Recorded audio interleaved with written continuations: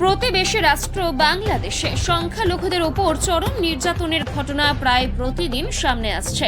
বাংলাদেশের সংখ্যালঘু হিন্দুরা প্রতিবাদের ভাষা খুঁজে পাচ্ছেন না। ইসকনের মহারাজ চৈতন্য প্রভুকে অন্যায়ভাবে হাজতবাস করানো হচ্ছে, তার সপক্ষে কোনো আইনজীবীকে দাঁড়াতেই দেওয়া হচ্ছে না।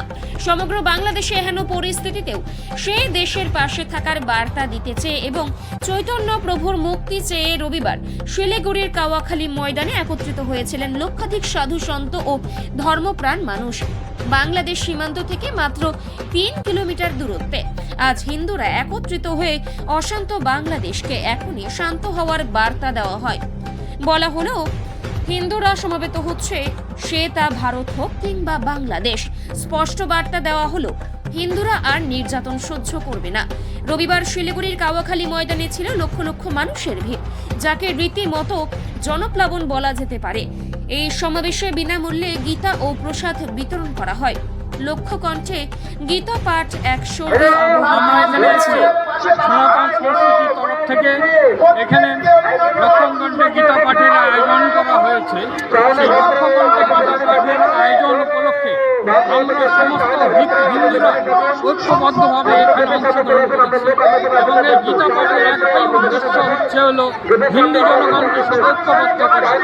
হিন্দু জনগণের ঐক্যবদ্ধের উপরে নির্ভর করছে হিন্দুদের ভবিষ্যৎ নিরাপত্তার প্রশ্ন।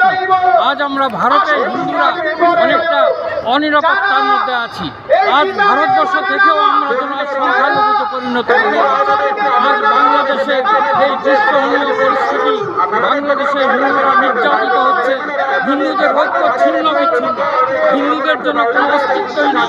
সেই অস্তিত্বকে দিয়ে রাখার জন্যে, সেই অস্তিত্বকে জানান দেওয়ার জন্যে আজ এই গীতা পাঠের আয়োজন হয়েছে, যেখানে সমগ্র হিন্দুরা জাতি, ভাষা, সম্প্রদায় নির্বিশেষে যোগদান করেছে।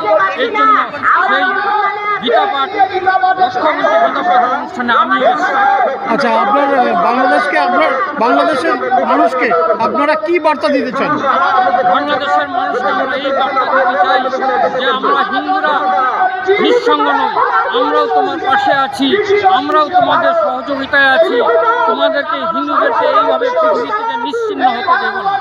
হিন্দুরা জগতে বেঁচে থাক, সেই সনাতনীরা আদি থেকে সনাতন ধর্ম সারা পৃথিবীতে আছে, তা যাতে নিশ্চিহ্ন না হয়।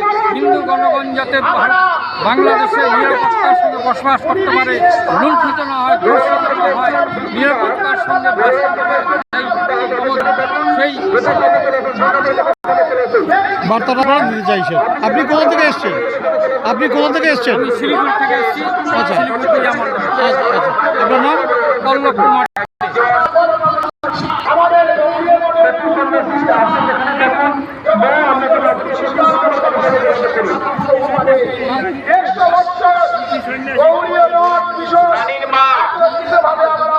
পালন